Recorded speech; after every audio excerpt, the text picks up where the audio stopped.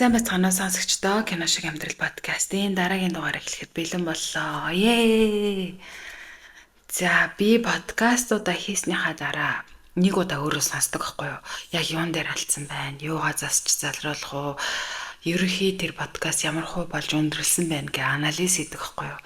Тэгсэн чинь сүүлийн дугаар бол нэлээд хүнд болсон санагдсан. Тэгээд өнөөдрийнхөө дугаарыг тэр утгаараа нэлээд хөнгөн тэгээ маш сургамжтай гоё бичвэрүүдийг зам сонсогчдоос ирсэн 2 захидлыг гээд нийт 6 бичвэр олон захидлуудыг уншиж хүргэе гэж бодож байна. Тэгээд та бүхэн минь захидлаа бичгийг хүсвэл комент хэсэгт байгаа линкэн дээр дараад бичээрэй мөн subscribe дараад өгөөрэй манайхаа. Ингээд өнөөдрийн дугаарыг бичгээд хэд хоног маш догтлсон. Тэгээд энэ хүү дугаараа эхлүүлцгээе. Сүүлийн өдрүүдэд ажил ихтэй ээжээхээр орох завгүй л явна. Хүмүүн хүрээдэр ярих зүйл байна гэд ээж минь залгаастай. Нэг өдөр арай эрт дууссных ажиллаа тараад очив.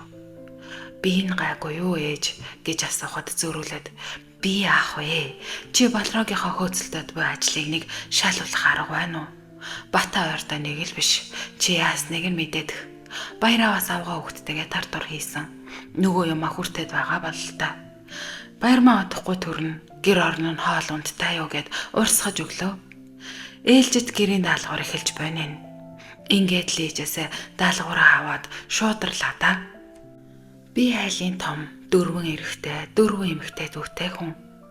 Багад нь нэгнийхэн даалгаврыг хэлгэнгээ нөгөөгийнхэн бантан идүүлж суултурт нь суулгаж бас нэгийг нь хуурайлж эрэгтэй хүүхэд гимэн 65 цагийн ажил хийсээр дунд сургуулаад өргөж Орос руу сурахаар морцсон доо.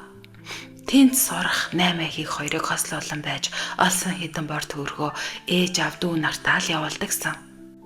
Араасаа лангаар ачаа өрсөн надад харин сайн хан заяажээ. Айлын баг охин олон дүүтэй намайг мэдсээр байж надтай гэрэлсэн. Халамжтай шүү гэд үнсгт нь хичнээн их баярлдаг гэж. Хань минь миний дүү нарт их сайн. Азтай залгинууд бас нэг том анаатай болчихж байгаа юм. Өнгөрсөн хавар олгоо мессаас л хийлэхээр түргнээр эмнэлэгт очив. Хагалгааны дараа хажууд хань минь л байна. Харц яагаад ч юм дүү нараа хайгаад. Эхнэр хөнгөн хагалгаа болохоор нь ээж дүү нарт нь хэлээгүй шүү гэхт нь уурста дүрс хийгээд ирэв. Уцаа шуурч аваад ээж рүү залгаад би энд үхэж байна мэдвүү гэж хэлээд тасалчихв. 20 минут өнгөрсний дараа манай харим цовж байна. Эхлээд ээж дүү нар араас нь хүргэн бирүүд гэдэл бөөндлөөдөө. Бүгд л яаж байна юу хэрэгтэй вэ гэдэл би яах вэ өндөгөө суучихсан нэг өрвээсэн юм. Та нарыг мдээгүй байхад ингээд мажичих юм байна л да. Мажисан хон нэрэхгүй яасан гэдэл зарц баралгаа загнаж байгаа ноён аята таахалцаад л. Имлэгт 6 хоноо эргэлт гэж бялхам тасаг маань дэлгүүр л болсон. Хажуугийн орны залуу та их сайхан буянтай ах юм аа. Ийм сайхан олон дүү нартай танд атаархлаа гэж хэлээд ир хүн байж уйллаа да. Эвидэ 4 дүүтэй ажээ. Харамсалтай нь хол хүндийг нь жилдээ уулзах нь ховор уулзсан ч элэг нэг улс мөн үү гэмээр хоосон хүндий байдгаа хуучлаа. Хөөрхий залуу гөрөвдлөө. Эднэр тийхгүй яхын бүксийг нь арчиж бантанг нь халбагдаж өсгсөн юм чинь гэдэл би цээжээ түнтэлгэж байгаад нээх сайхан таахалцав. Залуу инээмсэглэж харагдана. Эмнэлгээс гарлаа. Оёоч сайхан эдгэрлээ. Дүүнэр ирж нэгэн оройг сайхан өнгөрүүлв. Маргааш орой нутас дугарлаа. Цагдаагийн газраас баг дүүгийн нэрийг хэлж хамтраад зодоо хийсэн байна гэв. Уур дүрс хийж улангассан амтан цагдаагийн газар руу хариалгав. Байцаагчтай нь ярилцав. Ахын юм байна танд дүүгч нөгөөд явуулъя. Харин дуудсан цагт бэлэн байгаарай гэв. Гарын үсэг зурмар болцоход нөгөө золгоо хүлээв. Өрвөөсөн юм байцаагчийн өрөөнд ороод ирлээ. Байцаагчийн хэлсэн үгэнд ойлгосон дүр хэсгэн толгоогоо дохиж харагдана. Миний алга гам хоёр тэсээ адил хүлээгээд л байв. Тэгсэн яасан шорт гэдэл гараадгүйгээд явчихав. Дүүгийн чинь идиомс гэд байцаагчийн өгсөн юмнуудыг бацаж аваад би араас нь хариалгав. Үүдэн дээрээс л өнөөх сүрхий гарыг алдчихав. Бараа сураггүй. Уцаа гарган утас руу залгав. Жижиг тооронд дуурч байна. Авлаа харлаа. Тэгсэн намайг утсан дээрээ асаалттай танк гэд дугаараа юм хадгалчихсан байдаг байгаа. Дуудлагыг нь харж хэсэг зогсоод ганцаараа инээчихв. Ивэ миний дүү. Бусдын дүүнэр бодонд хорвоод нэгэн хөвлөгөөс унснаа мартаж амьдарч байхад миний дүүнэр мундаг юм аа. Бүр айгаад зүгтчихлаа шүү дээ. Бас ахыгаа асаалттай танк гэж боддөг юм байна. Ах нь амьд мэд хорвоогийн тоосыг хөдөлгөж байвал дүү нарынхаа ардаа асаалттай танк урд нь бамбайн боллгүй яах вэ? Болохгүйд нь аавыгаа орлсон ах байх нь миний үр шүү дээ. Эвидэ хэдэн дүүнэр минь их тунх аз жаргалтай байвал ах нь баярлнаа хэмээн бодож алхтал ансах чигтэн хазар нулимсанд хайрагдсан нь бахтал баярл омогшлийн нулимс байлаа. За орой болжээ. Ойрын дэлгүүрээс ээжтэй дуртай бов сүүгийг аваад очие доо. Сүүлийн гэрийн даалгавар авснаас хойш овоо удчихлаа хэмээн бодож тэнгэр өөд харав. Жаргах наран надад жаргана ах минь та жаргана аавын тань өнөр зөвхөн танаас л үнэртдэг хэмээгээд шоолонгуй нэмсэглээд уулын цаагуур тэрхэн жаргаж буйн тотоос тод мэлмэд буулаа.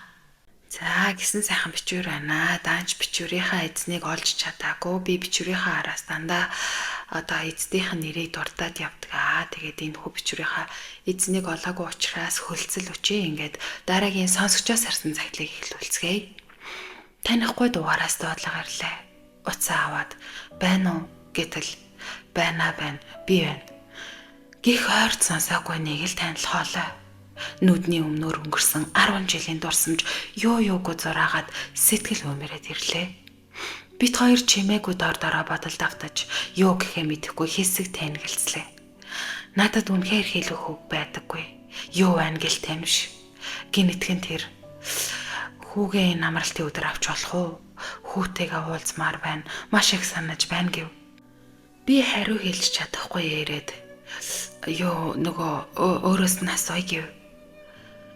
Бид нэгэн номын хямдралаар олон хүмүүсийн очрлож байх үед нэгэндээ очир захиж байгаад санаандгүй танилцаж уншсан номнуудаа хоорондоо солилцсоор дотносож үлээ. Өдөр шөнөгүй хамт байж нэг ч удаа маргалдаж байгаагүй үнэхээр эерэг хосууд байлаа. 5 жилийн өмнө тэр хүү бид хоёрыг орхиод гадагшаа явсан юм.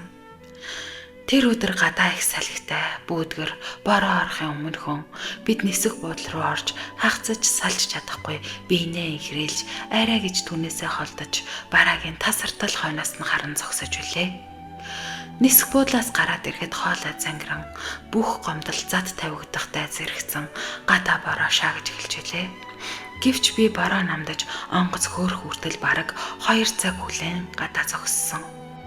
Тэр мөчийн хайртай хүнээсээ хагцаж буй мэдрэмж, уйггүй хүлээсэн гомдолд өрөн онжилууд хоолой дээр ирээд зангирчв. Хүүгийн төрсөн өдрөөр юу хийх гэж байна? Би хоолойгоо засаад найзуудтайгаа кино үзнэ гэсэн. Түүнийг явснаас хойш 2 жил бид өдөр бүр шахам утсаар ярьж, хадгаламжийн дансаа хамтдаа гарч, мөрөөдлүүдээ зурж, ас жаргалтайгаар өнгөрөөсөн. Нэг л өдөр танихгүй хаягаас чи ихнэр нь үү? Бид хоёр энд хамт амьдарч байгаа гэх согтун эмэгтэй войс надад ирж тэр өдрөөс хойш өнөөдрийг хүртэл би түүнтэй нэг ч холбоо байгаагүй, хүүтэйгээ ч яриулаагүй хатуурхсан. Чи гараад ирч чадах уу? Нөгөө ярих юм байна гэж тэр сандчаа хэлв. Одоо чи бид хоёрт ярих юм байхгүй. Гойж байна. Нөгөө газраа хүрээд ирээрээ. Би чамайг эртэлчин хүлээж бай. Дүүд. Утас тасрангууд хоолой дээр зангирсан нөгөө том бүлэх цүлхийтэл тавигдаж би цорхиртлаа байлаа. Олон жилийн гомдол би түүнийг хизээ ирснийг нь ч мэдээгүй. Түүнгүүгээр бүтэн 5 жил амьдарчээ. Гисэн ч би дурсамжаасаа нэг ч өдөр холдоогүй. Түүнийг бодоогүй, нэг ч өдөр байгаагүй. Намайг хувцлаад гарах гэтэл хүмүүний нэмсэглээд ээжээ хайчих гэж байгаа. Та хөөрхөн харагдаж байна гэсэн. Би дотроо аавтаа ч нь уулзахаар явлаа. Гисэн цагтлыг нэгэн сонсогч маань илгээжээ. За ингээд дараагийн нэгэн бичвэрийг та бүхэндээ хүргэе. Би оюутан болоод эхний жилээ ахындаа байсан. Хичээлийн хажуугаар ах бэр хоёртоо туслаад дүүнээрээ асраад л. Байрны айлын ажил хөдөөний охинд бол үнэхээр хийх юм амархан л та. 2 дугаар курстэй ээжийн хамаатан хөгжнөд байхаар болов. Өмнө нь цөөхөн уулзаж байснаас цаашгүй л айл. Гол нь тэр эмээ өвөө хоёрт намайг туслуулах зорилготой. Тэднийх гэр хороололд тэр хоёр маань нэг хүүтэй. Тэр ах уг нь доктор, номын хүн. Арх нилээд унаа. 3 охинтой атлаа нөгөөдөл нь түүн байранд амьдардаг хотын шил бэлдсэн охид. Эмээ өвөөдө туслана гэж үгүй. Өвөө эмээгийн хашаа нэг том хоосон байшин байдаг. Тэрэнд нь хаяахан нэг зочин шиг ирчгээд л явна. Манай ээж тэр айлын эмээгийн төрсөн ахынхан охин нь гэдэг байлуу да. Ээж тэр хоёрыг сүд болно. Тэр хүндлэл нь биднүүс дүлдсэн болохоор би ч үгээр нь л байдаг байв. Ахын ихнэр бол шуналтай гэж кинонд гардаг шиг ихч санагддаг байж үлээ. Хаяахан нэг ирнэ. Ирэхээр баахан мөнгө төгрөг, өр зээл, ахыг уудаг иддэг гэдэл ярьж байгаа л явна. Тэр муу хоёр өхрнийг тоохгүй. Дэлгүүр ажилладаг нэртэй. Тэр нь түрээсэх юм шиг байгаа. Ахыг толгой төрөөгүй загнана. Хил амнд хөгчсөн гэдэг шиг. Анх удаал тэр ихчээс эмэгтэй хүний хэлж боломгүй үгийг хайр найргүй хэлж байхыг хөдөөний охин би сонсоод шок. Ах өвөө эмээ гурыг бүр дээрлэхэд сурчсан. Намайг харахаараа нэг худлаа инээгээд энэ нэг 3 юм дандаа ингэдэг тэгдэг гэдэл шал худлаа юм ярина. Би харахаар нэг тийм дургүй хөр мэдрэмж төрдөгч хүүхэд байсан болохоор юу ч хэлэхвдээ. Харин хүүхдүүдээс нь илүү 2 хөгшнийг асардаг байлаа. Өглөө эрт басаж галыг нь түлж цайг нь чанаж өгөөд явна. Хувцас хунарыг нугаах, гэрээг нь цэвэрлэх, усанд оруулах, толгойг нь угаах гэдэл чадлаараа туслана. Тэр хоёр баярлаад яг л хүүхчиг ичээд янз бүр болно. Ач наранч тэгдэггүй. Ах хаяа ирэхээрээ юмыг нь угаадаг байсан юм билээ. Өвөө их ном уншина, эмээ телевизийг үзнэ. Үдээс хойш хичээлээсээ ирэхэд тэр хоёр хоол хийчихсэн намайг хүлээгээд л сууж байтагсан. Намайг хичээл номоо сайн хий, алстаа чамд хэрэгтэй. Эмэгтэй хүн боловсралгүй бол эр хүний гарт л орно. Хинтээ нөхөрлөх, бүр ямар хүнтэй суух, хідэн хүүхэдтэй болохыг, эхнэр хүн ямар байхыг гэдэл их юм захина. Тэр хоёр миний амьдралын багш. Ах хаяа бид гурыг эргэж ирээд түлээ мод бэлдэж өгнө. Орой гурлаа буугаална, бас хөөхөн ховжив тэрүүхэндээ ярина. Ахыг уусан дуулцсан орой бол зоолттой хоо базна. Бид 3 хов хашаанаас ч гарахгүй л дээ хөрхий. Бэр ач охтуудаа базаахгүй зантайг яриад олон хүүхэдтэй айл сайхан шүү гэж эмээ санаалтна. Ганц хүүгээ боловсралтай болгоно гэд зүтгэж болгосон ч ах бол санснаар нь ач буянг нь хариулаагүй дээ.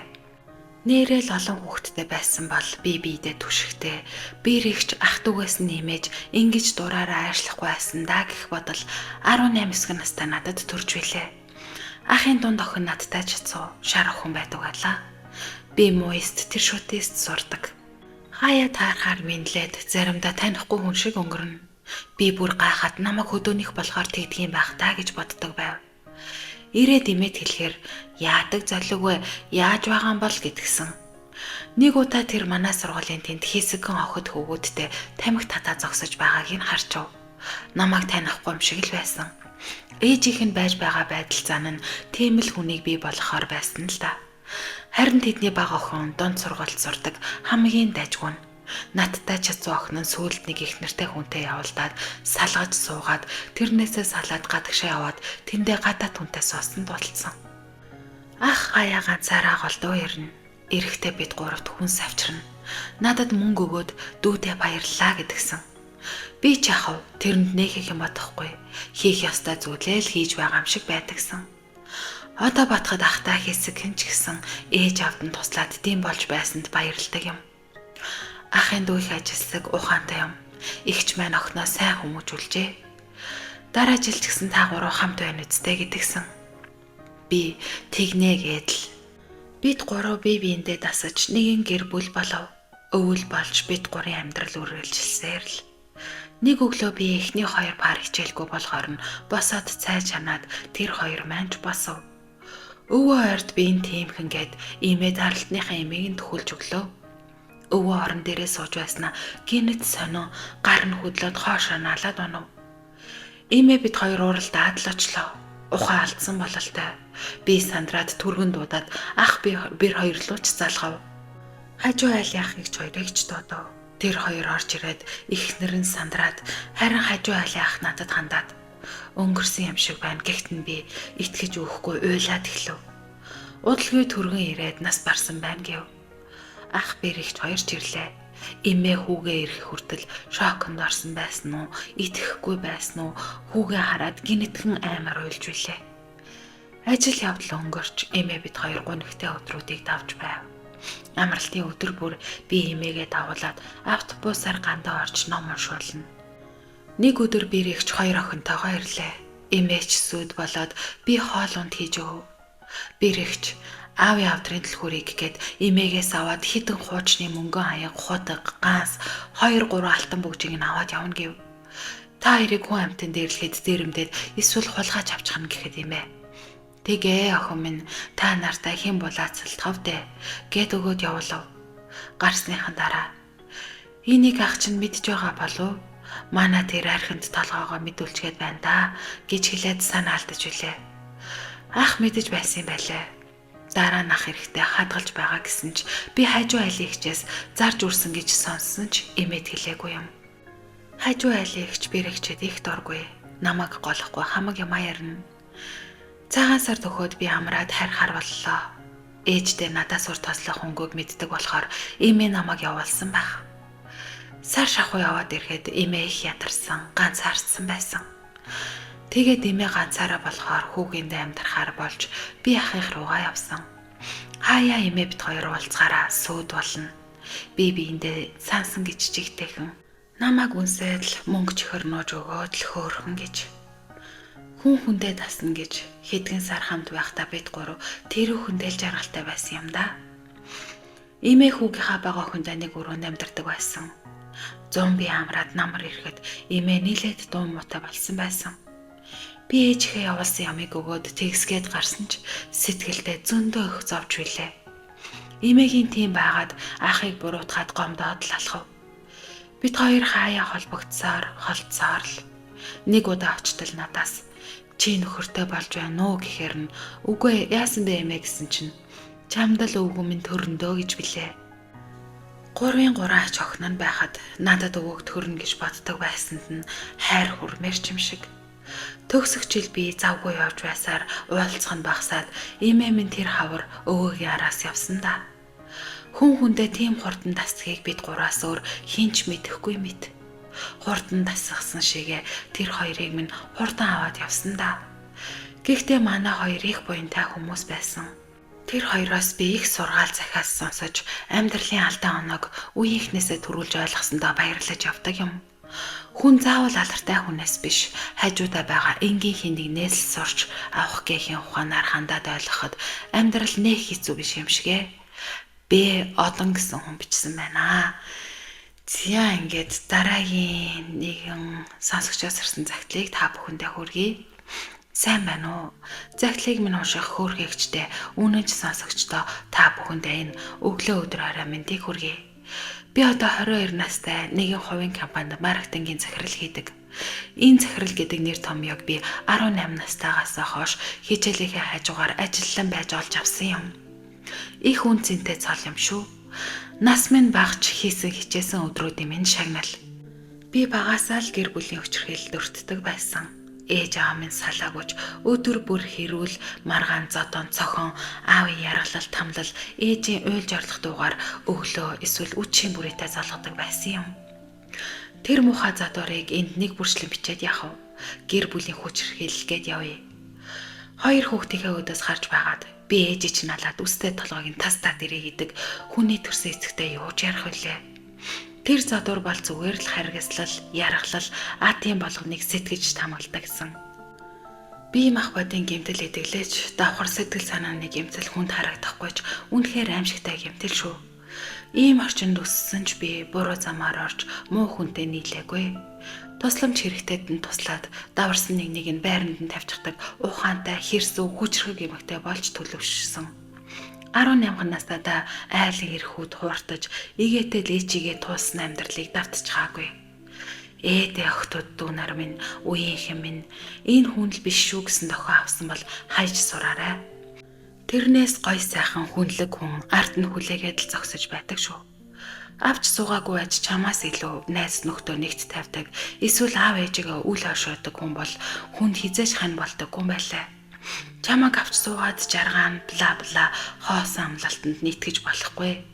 Өсгөж өндөлгсөн ээж автагаа мөн өөрөөсөө дорой хүмүүстэй яаж харьцаж байгааг нь сайн ажиглаарай.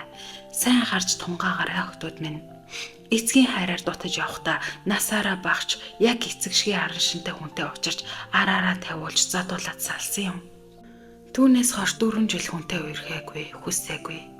Араас гүдэг хүмүүс олон байсан уу? Байсан. 2 ч залууг 3 жил гэрээхээ гадаа хонолдог байлаа. Гойх бүртэн талтхал цаарл. 3 жил араас гүйж гэрийн гадаа машиндаа хондог байсан цагдаа залууд нүүр өгч эхэлтэл харилцаа хандлага нэг л биш шүү. Ажаад л байлаа. Энэ хооронд 3 удаа гойдг юм байна. Гурвууланд нь татгалцсан чинь жинхэнэ төрхөө ил харуулсан да. Муу усын бич яа гэдэл харааж өгсөн. Тэгэхээр охтууд минь араас чинь хэдэн жил гүйлээгээд хайр нүнэн гэдгийг батлахгүй. Гол нь уг хүнийг нь л сайн танаарай. Эд хөрөнгөтэй байр машинтай гоё ажил хийдэг байлаа гэд тэр бас гоё сайн хүн биш шүү. Чамайг хайрладаг хүн цаанаа л өөр байдаг. Яг л хөрвөл хаалчих юм шиг тийм эмзэг шилэн бөмбөлөгт хүрч байгаа мэт инхрээлж нандагнаж өөрөөсөө хүртэл харамлаж чиний муухай сайхан бүхнийг хамтд нь хайрладаг бас хамгаалдаг халамжилдаг шүү. Тийм болохоор охтууд минь эр хүнд тавих шаардлага хийцээж битгий бууруулаарай гэж захимаар байна. Одоогийн найз залуу маань өндөр царайлаг баян гоё машинд хэрэгтэй байр орон сууцтай бол бишээ. Надтай ойролцоо өндөртэй, миний сэтгэл санааг анхаардаг, намайг ойлгодог, сонсдог, ярилцдаг, надад бүхнээ зориулж халамжилдаг, надад эргэлзээ төрүүлдэггүй, намайг гомдоохоос чаддаг, над руу муухайч харж үзээгүй, тийм л даруухан, амьдралын ухаантай, хүнийг хайрлаж хүндэлж чаддаг хөөрхөн бор залуу бий. Багтаа авсан сэтгэлийн шархыг минь эдгэж, хайрлаж, халамжиж, өөртөө байгаа бүхнээ ээж, ганц охин дүү бид гуравтал зориулдаг, тийм л сайхан хүмүүжлэлтэй, ээжтэй ашлалтай, надтай түшигтэй, дүүтэй нүмер нөөлөгтэй, мундаг залуу да. Ээдээ охтууд минь мөнх юм биш, гол нь сэтгэл сайтай хүнтэй л уулзраарай. Амьдралд алдаж эндэж буруу сонголт хийх вэ гэдэг үднээс амьдралынхаа багахан хэсгээс хуваалцлаа. Сонсогч та бүхэндээ сайн сайхныг хүсэн өрөөе. Өргөө гэр намар амгалан аз жаргалтай эрүүл саруул инх тух байгээ гэж өрөөе гэсэн захидлыг нэгэн сонсогч маань илгээжээ. За маш их баярлалаа сонсогчдоо. Үнэхээр мундаг бүсгүй байна гэд дараагийн нэгэн бичвэрийг эхлүүлцгээе. Замын цаанаас хөө яхаа гэж дуудав. Хартал маань хоёр. Гэхдээ танихад хэцүү болжээ. Мань хоёр цайраад өнгө орхоос гадна нэг бяцхан галын бурхан тэрчээ. Инээж байгаа нүд шүднүүд нь яг л хിവэрэ. Дүүхүү жаахан шуугдаж нарийсаад ихтнэр нь ялгүй бандажээ. Уржноо өвөл энэ галын бурхан гидсээ төрн томбоож байхад тэднийд золоор олж очисон юм. Хээр машин эвдрээд хөлдөг шахаж байхад тэднийх оторт хамрын цаадах бор шорон дээр ганц гэр байлж таарч билээ. Бид гурав даарсандаа нохоо хориож байхгүй шуутхан орсон хэрэг. Хорихын ч хэрэггүй нэг хөөгшин халтар үүдэнд нь зүр мөглөж байсан. Дүү охин цаашаа хараад юм ойж сууснаа босч галаа шилээ үрдээд сөхөөгүй. Яриа хөрөө муутай аль тарлаа даа гэж бодогч халууд үүсэн жижигхэн гэр шинхэн самарч байгаа цай тавган дээрх цагаан тос өрөм хөлдөө борцог сэтгэл баясгаж байв. Замын улс юутайч хэн болохоо хэлэх ёстой тул өөрсдөө яаж аваагаа товчхон хэлтэл бяцхан эзэгтэй тоомж өргөөхөн өөх гэж дуугараад гараад явчихж билээ. Эзэгтэйг тун тулгар биетэйг бид анзаарч суув. Эзэгтэй гарч алга болоод нилээд байцнаад адууны хавирах сэр хормойлсоор орж ирээд гал дээрээ үйчгөв. Бид гурван сэтгэлд нар ургах шиг болж ёстой л хормой дотроо хутга сэмхэн үрэх гэдэг болов. Адууны махны ааг татсан гой өнөр гарч байхад нэг найз маань хулангийн мах сайхан даа гэж дуурчхав. Жаал хүүхэн гайхаж. Манай энд тийм амтан байдаггүй. Энэ адуу нийл мах гэж нэмсэнд бид тэсгэлгүй инээд алдаж зарим нутагт адууны мах гэдгийг цээрлэж хулангийнх гэдэг юм аа гэж дүүд тайлбарлаж өгвөл жаал хүүхэн гайхалцснаа. Өөх тэгдэг ёстой юм би. Мэдэж баймаар юм байна гэж сулхан дуурав. Тэгээд л хүүхэн ямаа ойсоор цааш харан таг болж бид гурав дуугүй шамбалдан хоол хүлээж сув. Гал дээрх мах нураглан буцлах чимээ гэвтэн хүүхэн Ах нар хоол болтол хажуулдахгүй юу? Ядраа байлгүй гэд отрын бяцхан гэрийн баруун талыг дүүргэсэн том алаг хайнгийн шир хаяж өгөөд халуун савтай цайгаа ортолов. Нэрэж сахлаг ширэн дээр тэгэж налааж хөвтөд тооноор од жирүүлцгийг харах сайхан. Нэг мэдсэн зүрмөглөж найз маань тогооноос татаж сэрэв. Цараар дүүрэн залуу адууны өөх махалаглаж жаал хүүхэн зэрлэг сонгон хөшөглөж уйсан дүрлэг авчирч тавив. Бах хандхан тэр. Дүү өөрөө холноос айдэж зүгээрээ та нар сайд өлсөө байлгүй гэд ойж байгаа юм дээрээ тонгоогоод таг. Их бүрэг охин юм. Танах эжэндээ адуу идэ юу? Нурж унсан гой зөөлөн мах байна. Баг адуу юу? Би сайн мэдэхгүй. Энэ айл адуу өхөр хоёр идсэн гэсэн. Би идшнээс нь хойш бэрн болоод ирсэн. Бид гурав дүү бүсгүй дуурайж өөх гэж зэрэг дуурав. Жаал хүүхэн босч гал дээр борц цай өгөөд отроор яваа болохоор сүү байхгүй богдын ашаан голдуу ууж сундаа гэж нэрлэхэд нь бид заавал сүүтэй цай уудаг улсдаа хэмээн цаашлуулж билээ. Дүү охин доош тонгоо инээж байхад нь галын гэрэлд жирийж байгаа гой танан цагаан шүд сэртгэр нүдэн тод харагдана. Ийм хөрхөн сэртгэр нүдүүд ховордож нэгэн ижил хиймэл солонгос нүдүүд ихссэн цаг дор бөлгөө. Энэ хүүхэн ааш муутай биш зүгээр л даруухан юмсан ч. Хоол идээд хийх юмгүй болж байтал морин төвөргөө нүжигнэж дөрөө хан хийгээд цаан хүрэг болсон нэг шавлагхан хүү орж ирэв. Бид гурыг хормын төдийд харсан гайхацнаад. За сайн явцгааж байна уу гэж мэдлээд галын ам дээр гараа ин сууж байхад хүүхэн халуун цай аяглаад барьж байна. Ажвал гэрээ эзэн бололтой. Эхнэрээсээ жаах юм. Бид ч хэрэг зоргоо уралдуулан тайлбарлаж өгтөл залуу яг ихнэр шигээ өөх гэд толгой дохиж суун. Тамхилсанд хоёр гартан аваад унандаа хавчуулчих нь тамхи татдаггүй шинж. Уул самтанд хоолунд өгсөн юм уу гэж ихнэртэйгээ шивнэлдэж байгаа нь дуулдаад дахин шивэр авир хийж байснаа ихнэр гарч яваад том далбгор жигнүр дүүрэн бууз оруулаад ирлээ. Гал дээрээ тавьж гарна бид гурав дими хавчганаж бие бие өөдөө хяламхийн суулаа. Залуу харин ихнэрээ бодвол яраасаг юм. Бууз болж өнөөх далбгор жигнүр бид гурийн өмнө ирэв. Айлынхан шахсанд бид гурыг аваад дахин шахуулж тав болоод эцэст нь аягаад үргэж үлээ. Яриасаг залуугийн ярих нь айл ямалмалдаг, цалинждаг, хажуугаар нь өөрийн цөөн хэдэ харж суугааг нь. Цаг хатуу болохоор өөрийн хэдээсээ илүү малын эзний малыг гисээр яваа. Сайн нэг сайхан хайнгийг нь өхүүлсэн. Яаж хэлхээ мэдэхгүй айж суугаа гэсэн.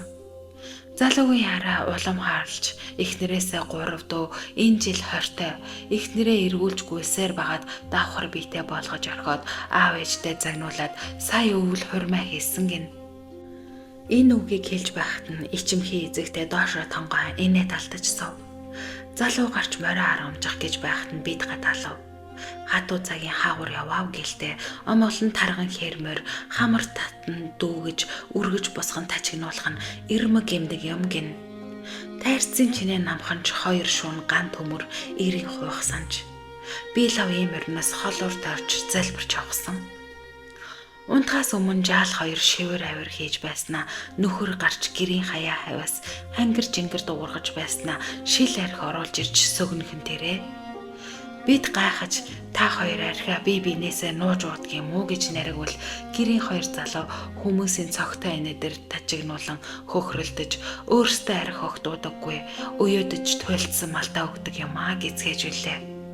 Мал гэлтгүй бид ч уяодж туйлдж авсан да тэр өвөл.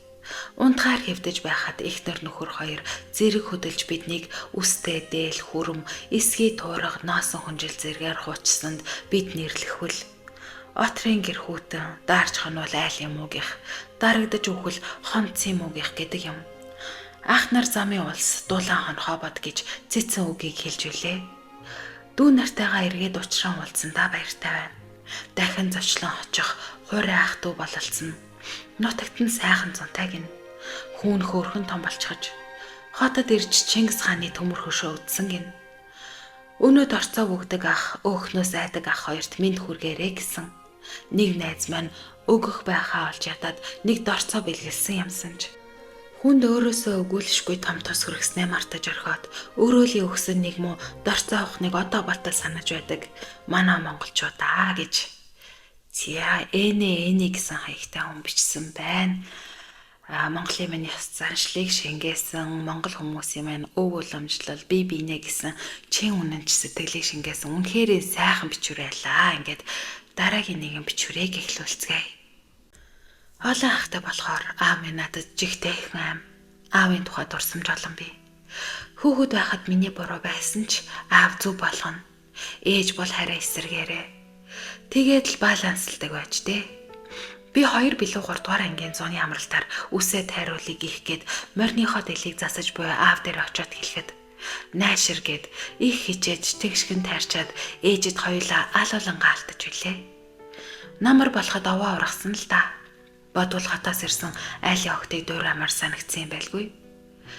Би арай сургуульд ороогүй байхад бид гуруулах нөхөдөө мал дээрээ анх нар харин сомын төвд сургуульда. Аав ээж ойр орхон ах нарыг эргэж тойрно.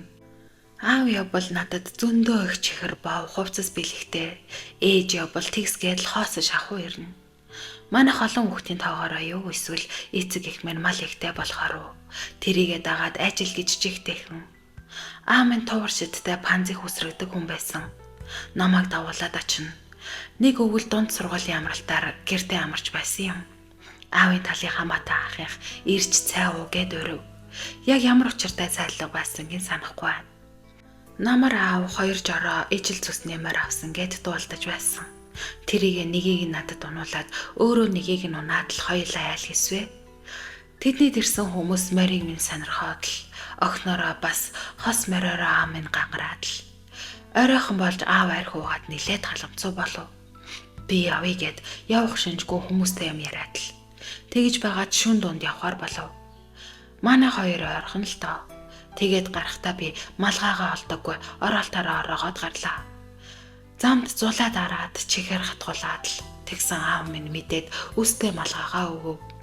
Би авахгүй дараагүй гэхэд хажууд тулж ирээд толгой дээр тавьчихав.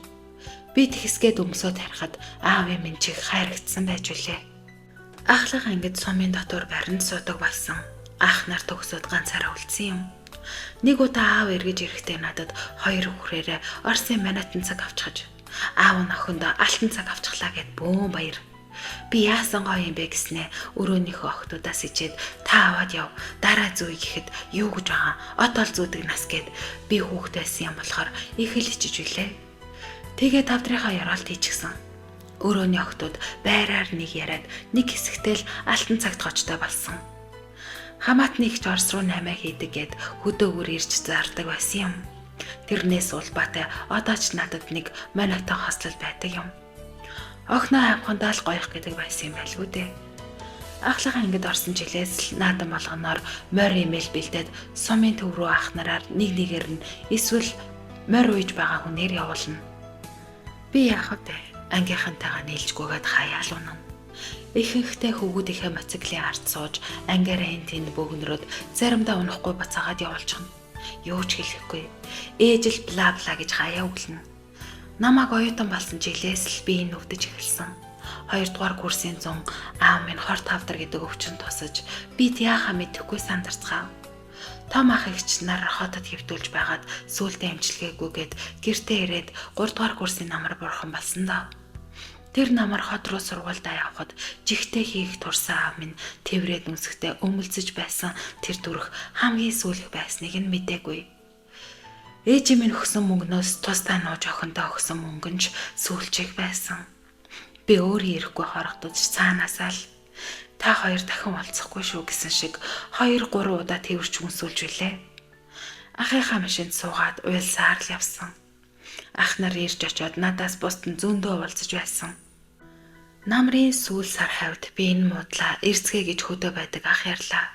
Ээж утсаач авахгүй. Ах ирээд авъя сургуульд нь мэдгдсэн гэд ирв. Би яаран сандраад л гарлаа. Гэтэл аль хэдийн бурхан болсон байсан юм билээ. Бүгд надаас навсан. Аав маань бурхан болохынхаа өмнө ээжэд намайг л цагаад байсан гэсэн. Эднүүс яах вэ ир улс. Охноо сайн харж хандаарай. Ах нарт нь сайн захиарай. Хотод өлсөж дарж явах үедээ гэснээл миний охин чуг нь ах нартайгаа өссөн баргийн юм төртөхгүй дээ. Сургууль соёлд нь анхаараарай гэдэл. Тэгээд би энэ муудаад ах нарыг дуудахад охиныг битгий дуудаарай. Би тэрийг харвал нүдэ ханж чадахгүй гэсэн юм билээ. Ээж ч бид хоёрыг мэдэх учраас дуудаж зүрхлээгүй гэсэн. Намайг ирэхэд аль хэдийнэ өрхөн бүтээсэн гэр. Би машинаас буугаад лухаан алдсан. Нэг зэрэгэд ээж минь тэврээд тайвшруулж би хэсэг тэнэг хүн шиг байсан да. Аав охидтой ямар их хайртай байдаг вүлээ. Аамын охиндоо өөрийнхөө өвчин дээр өгсөн байдлыг харуулмааргүй байсан юм болоо да. Аавынхаа араас үхмээр байсан ч цаг хугацаа амьдрал хүнийг идгээд юм байна. Аамын охиндоо эргэж төрсөн гэж би баг хүүгээ боддог. Бүр зүүдэлж байсан. Сонноос яг аав шиг хүнтэй суусан. Зам байдал би хаа царай зүс гэдэл. Аавынхаа үрд унтахад мэдрэгддэг нүмер нөлг нь хүртэл яг л адилхан санагддаг. Амьд байхад нь аав ээжигээ хайрлаж, байнга уулзаж харамжилж байхгүй бол хожим маш их харамсах юм билээ. Хүн аз жаргалтай үе бүртээ ээж аав минь байсан бол ямар их баярлах байсан бол гэж боддог. Хүний хүмүүжил, зан төлөв, хандлага, амьдрах ухаан гэд энэ бүхнийг академикаар сурна гэхээс илүүтэй аав ээж эгэл амьдралаасаа авч үлддэг гэж би боддог. Миний л бодол. Тиймээс амьдралын үргэлжлэлийг үр хүүхдүүдтэй бид сургадаг. Угаасаа биднийг хараад сурч байгаа гэсэн үг. Тиймээс бид алдах хэрэггүй юм уу да. Би одон гэдэг хүн бичсэн байна. Ингээд өнөөдрийн дугаараа энэ хүрээд өндөрлөө. Та бүхэн минь subscribe дараарай. Дараагийн дугаараар дахин баяр та уулзцгаая. Bye.